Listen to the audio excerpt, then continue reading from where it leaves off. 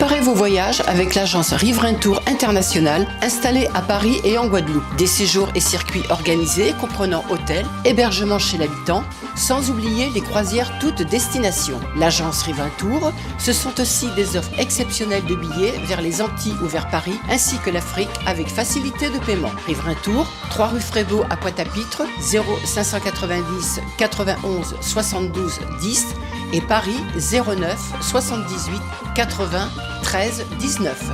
À Paris comme en Guadeloupe, l'équipe Riverain Tour sera toujours à votre écoute. Guadeloupe, actualité. Et vous le savez, les planteurs de canne de Guadeloupe sont en colère et la situation sociale risque de se dégrader ces prochains jours. En plein bras de fer avec les institutions pour la revalorisation du prix d'achat, les agriculteurs menacent purement et simplement de bloquer l'île. Une méthode de revendication souvent décriée. Alors nous sommes partis à votre rencontre prendre la température. Regardez.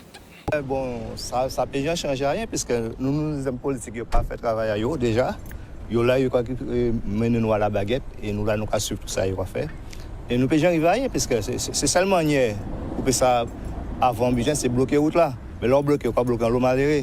Et l'économie là il parle encore, il pas un pays là encore. Bon, on pas avoir prendre d'autres budget encore hein. Chaque monde n'a qu'à penser qu'on y offre mais en même temps ça pas qu'à arranger les bonnes qui travaillent parce que nous ni journée nous gagner, nous ni tout monde nous ni vie en nous.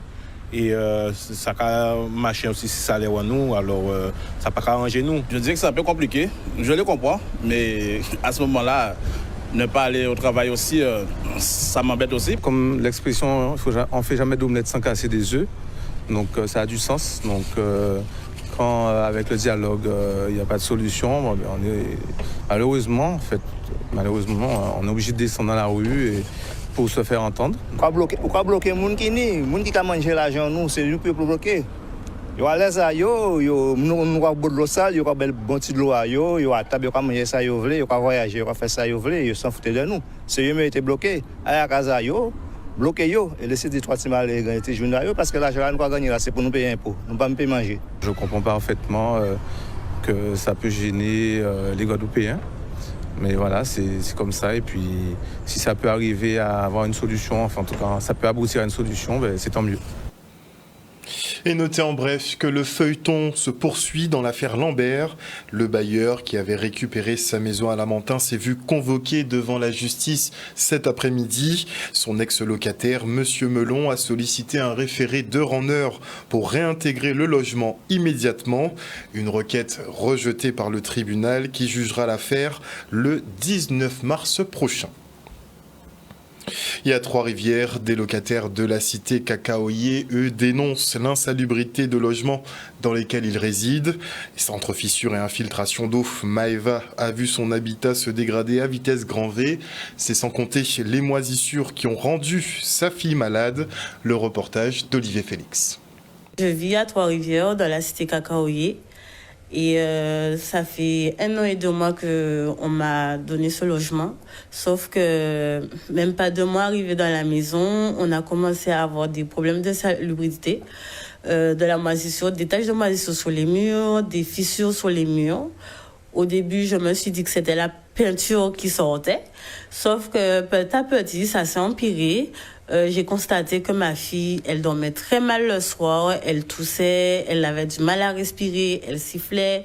Toutes les 2 semaines, elle atterrissait aux urgences, donc on lui donnait des traitements. Elle est hospitalisée peut-être pendant 4-5 jours, des fois même 1 semaine.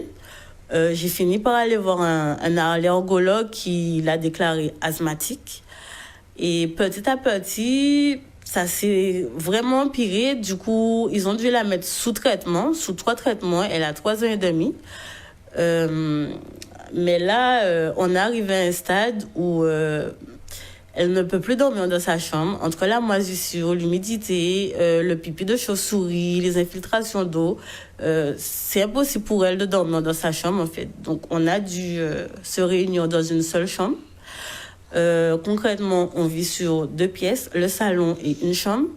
Même ma cuisine, je n'ose même plus cuisiner dedans parce que ça me dégoûte. Ça me dégoûte, c'est horrible. J'ai envoyé des photos, les certificats médicaux des médecins. J'ai déjà été les voir, envoyé des mails, envoyé des courriers au niveau de la SIG, mais rien n'a été fait. On m'a dit de refaire une demande de logement. Ce que j'ai fait, ça fait déjà 9 mois. Après avoir eu tous les diagnostics de l'allergologue, etc., qui lui-même a dit que les traitements n'étaient pas assez forts pour ma fille, mais qu'elle était trop petite pour augmenter, mais qu'il fallait vraiment changer d'environnement, que ça devenait urgent pour elle. Ils m'ont dit qu'ils allaient envoyer quelqu'un pour faire la constatation des dégâts, voir pourquoi il y a des infiltrations d'eau, etc. Ça fait 1 mois que j'attends. La semaine dernière, ils m'ont proposé 2 logements, sauf que lorsque j'ai été faire le tour et que j'ai été questionner les personnes qui vivaient dans la résidence, ils m'ont fait comprendre clairement qu'ils vivaient eux-mêmes infiltration d'eau par le toit, moisissure, inondation lors de mauvais temps. Je me suis dit que je ne peux pas quitter un logement pour me retrouver dans un autre logement invivable, pour me retrouver dans la même situation. Moi, aujourd'hui, j'agis, mais je ne suis pas la seule, puisque mes voisins, ils vivent la même chose. Nous avons fait une pétition l'année dernière. Nous étions 24 à avoir signé la pétition. Jusqu'à maintenant, personne n'est venu faire des constatations des dégâts. Personne. J'ai l'impression d'être abandonné. Pas plus tard que hier, j'ai appelé la CEMAG pour leur expliquer un peu ce qui se passe, est-ce qu'ils ont un logement à me proposer. La dame a dit clairement, j'ai déjà un logement, je ne suis pas prioritaire. On fait quoi de la santé de ma fille? On fait quoi de ma santé? Parce que la moisissure, c'est quelque chose qui ne joue pas, surtout sur la santé, qui peut donner des cancers et toutes sortes d'autres maladies. Et pour un enfant qui est déjà asthmatique, c'est très dangereux. Et je ne comprends pas pourquoi personne ne réagit, pourquoi personne ne fait quelque chose pour nous. Entre les conflits entre les bailleurs et leurs locataires et les vols de terre en ce moment, effectivement, on ne sait plus où donner de la tête. Et trop longtemps restés dans l'hésitation, les élus locaux doivent maintenant s'empresser de statuer sur l'évolution institutionnelle de l'archipel. À défaut, le gouvernement prendra la main et décidera tant pour la collectivité unique que pour la gestion de l'octroi de mer. Une politique pour les Guadeloupéens, mais sans eux. Regardez. C'est vrai que nous avons poursuivi le travail. Pourquoi? Tout simplement parce que cette réflexion est menée au plan national et qu'on ne peut pas être absent, sinon c'est Paris qui va décider à la place des Guadeloupéens. Donc nous sommes obligés de réfléchir par rapport à une révision constitutionnelle. Si le chef de l'État décide de la faire, il y a des jours où on nous dit oui, il y a d'autres jours où on nous dit c'est pas possible, mais en tout état de cause, nous devons nous préparer. Donc cette question doit être abordée de manière à ce qu'on dise très précisément comment pourrait se faire la fusion 73-74. Et puis, si effectivement il n'y a pas de révision constitutionnelle, par rapport à toutes les propositions que nous avons faites dans le cadre du CIOM, du Comité interministériel de l'Outre-mer, nous devons regarder si on peut faire évoluer les choses dans le cadre de l'article 73 au travers de l'habilitation, de l'adaptation des normes pour que nous ayons beaucoup plus d'efficience dans les politiques publiques parce qu'il y a un enchevêtrement des compétences qui fait que même si on veut, on n'y arrive pas dans le délai pour lequel les Guadeloupéens attendent de nous une réaction immédiate. Donc ce travail, nous devons le faire et c'est l'objet aussi des différents ateliers, d'être dans cet équilibre, de se préparer au cas où et être force de proposition au travers effectivement des résolutions qui seront des résolutions définitives lors du prochain congrès qui aura lieu dans les 6 mois. La deuxième résolution du dernier congrès a été découpée en 7 ateliers avec des élus responsables de chaque atelier, avec le concours donc, des experts de nos universitaires. Et d'ailleurs, je les remercie de leur présence aujourd'hui, de cette contribution pour permettre que d'ici quelques semaines, que nous puissions avoir un congrès avec des propositions claires et fermes. Ce que nous voulons aussi, c'est une large concertation au-delà du travail réalisé par les élus, par les experts, mais aussi la population. Donc, dès le début du mois de mars, nous allons organiser donc, des forums. Nous allons mettre aussi à la disposition de la population un site internet, kanoucafé.com.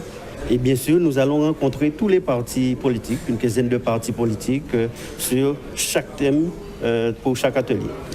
Et qui permettrait en quelque sorte que nous puissions définir une fusion ou une création d'une collectivité unique. Qu'est-ce que c'est? L'intercommunalité, concernant la fiscalité, ce que nous voulons, quel type d'autonomie fiscale ou pas, notre rapport avec l'Europe les symboles de la Guadeloupe, drapeau, hymne, donc tous ces éléments seront débattus tout au long de ces différentes semaines avec la population, avec les experts, avec les organisations politiques et ensuite un congrès.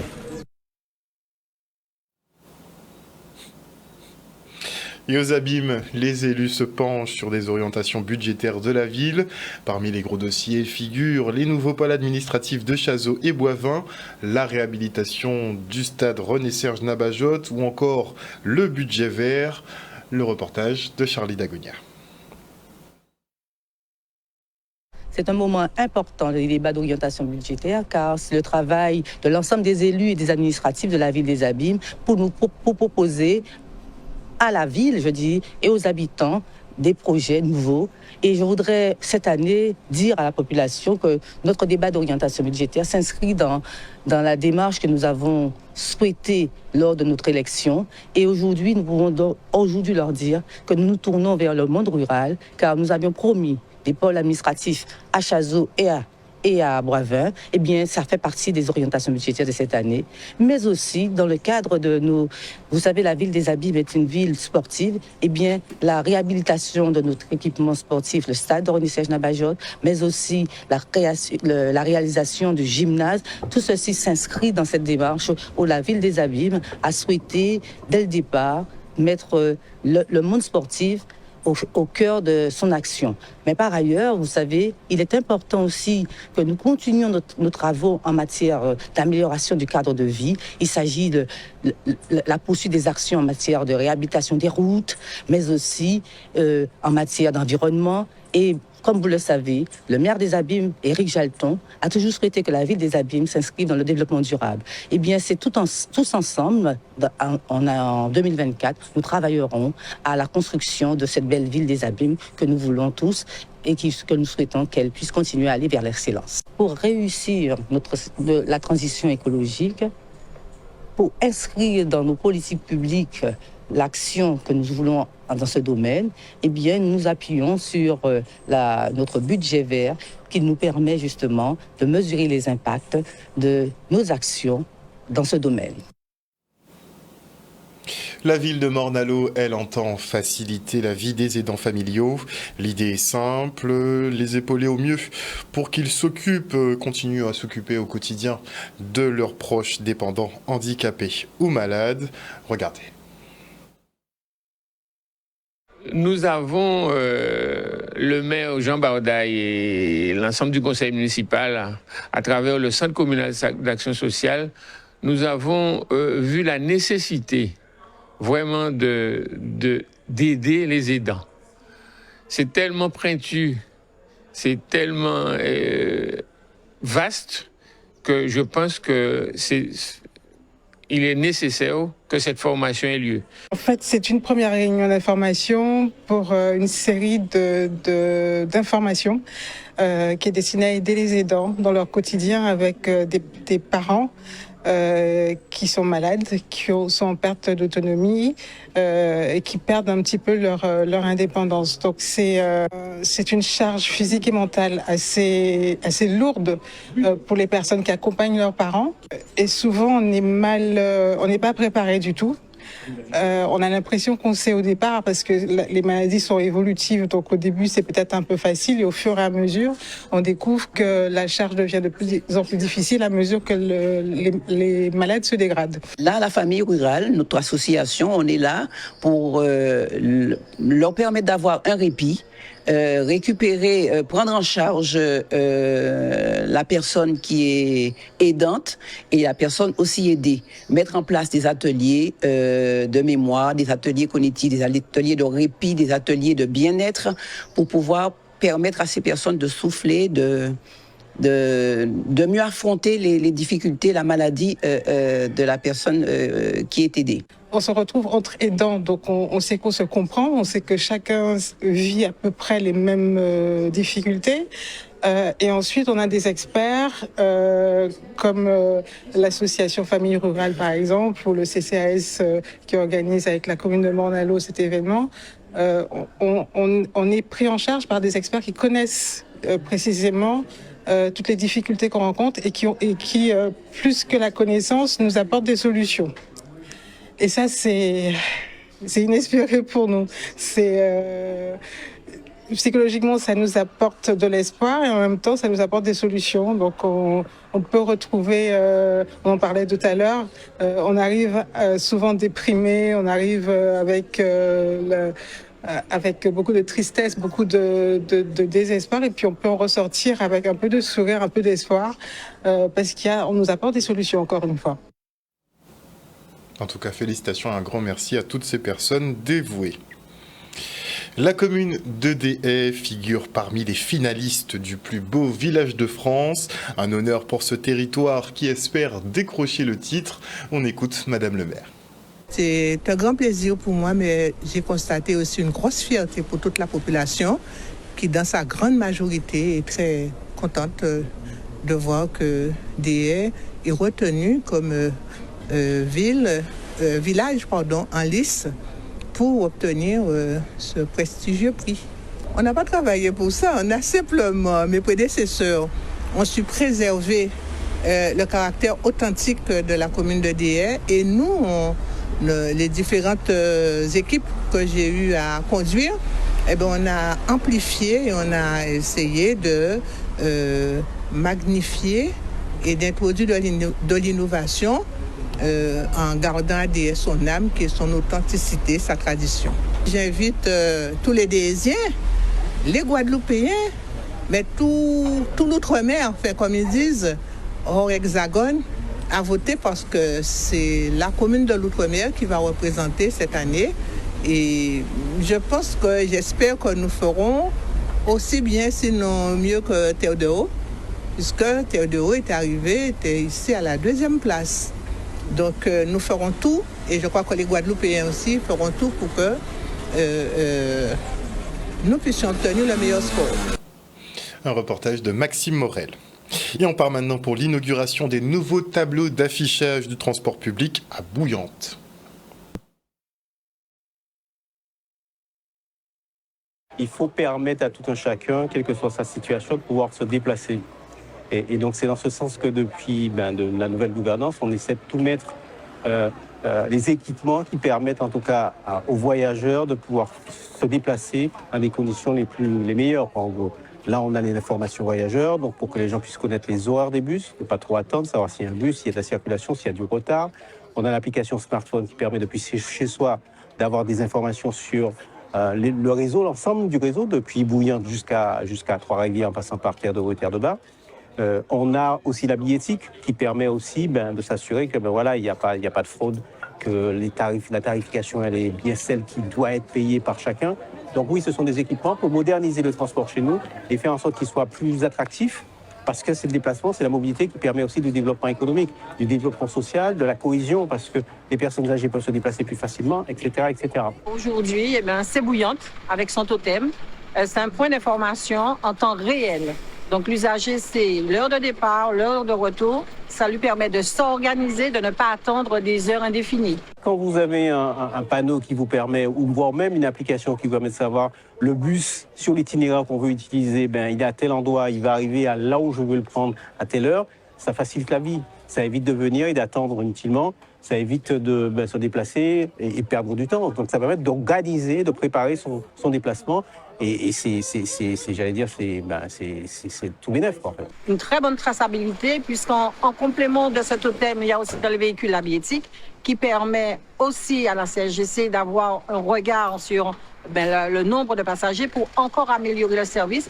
Et pour nous, transporteurs aussi, une visibilité dans ce qui est fait sur nos lignes. Le transport, en tout cas, qu'on développe sur le Grand Sud Caraïbe, c'est avant tout pour les populations locales, les personnes âgées, les personnes qui sont isolées, parce qu'il s'agit de faciliter la mobilité, de faciliter les déplacements des uns et des autres, quelle que soit la situation sociale des gens. Puisqu'on sait bien que sur nos territoires, on a un territoire qui est fragile socialement et économiquement. Donc il faut mettre des conditions pour que les gens puissent se déplacer facilement à des coûts qui soient soutenables. Un reportage signé Gérard Loiseau. Et notez que suite à un contrôle de dopage positif, Isaor Ratibus dit avoir été exposé aujourd'hui par contamination. Suspendue depuis le 8 février dernier, l'escrimeuse ne remet pas en cause les résultats et renonce à l'analyse d'un échantillon B. Dans un communiqué, la fleurettiste reconnaît avoir été exposée malgré elle à de l'ostarine, un produit permettant d'augmenter la masse musculaire. Pour autant, elle nie s'être administré la moindre substance dopante et indique avoir déjà identifié la source probable de cette contamination. À 156 jours des JO, l'athlète se lance donc dans une course contre la montre pour prouver son innocence. En cas contraire, elle sera privée de compétition. Et avant de se quitter, on fait un retour sur la 10e édition de l'Ultra Trace de Guadeloupe. Il y avait 4 catégories, le 100 km, le 55, le 25 et le 10 km. Le reportage. Ça consistait à faire 55 km, 1700 mètres de dénivelé. Donc je savais très bien ce qui m'attendait. Au départ, j'ai vu que j'étais pas en grande forme, mais j'ai pris mon rythme et puis c'est passé quoi. Donc il y a eu des périodes un peu difficiles, mais bon, comme chaque pas nous rapproche de l'arrivée, on se dit, quand on regarde le chronomètre, on se dit on va arriver on va faire moins de 12 heures, donc c'était un peu l'objectif, donc objectif atteint. Cette édition, le parcours a légèrement été modifié parce que l'année dernière c'était un 47 km. Et cette année, c'est un 55 km, vu que ça fait 10 ans que ça existe, en fait, l'UTG. Alors là, ils ont rallongé un petit peu le parcours. Mais après, ils ont rajouté des petits bouts, mais le parcours, c'est pratiquement le même que les années précédentes, en fait. Déjà, c'est une course qui permet, je trouve personnellement, de voir tous les environnements en fait, qu'on peut trouver en Guadeloupe. Avec de la montagne, avec des plages, avec des parties un peu plus rocailleuses, beaucoup de boue, beaucoup de racines, beaucoup la jungle en fait. Et donc c'est super à ce niveau-là. Et c'est vrai que le format à la distance c'est aussi un beau challenge, donc ça permet d'allier différents éléments motivants on va dire. Outremernews.fr, le site de l'actualité Outre-mer, 24 heures sur 24 et 7 jours sur 7. Retrouvez la chaîne Outremer News sur YouTube.